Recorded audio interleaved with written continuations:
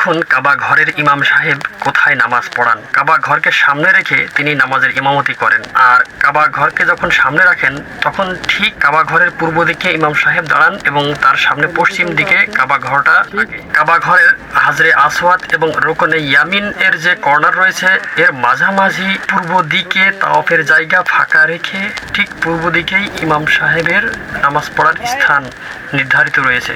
নামাজের আজান হওয়ার পরপর ইমাম সাহেব কামরা থেকে বের হয়ে সোজা নামাজের স্থানে চলে আসেন এবং নামাজ শেষে আবার সোজা তার কামরায় চলে যান। এই নিয়ে আসা এবং নিয়ে যাওয়া পুরোটাই সৌদি আরবের স্পেশাল পুলিশ প্রোটোকলের মধ্যে নিয়ন্ত্রিত হয়ে থাকে।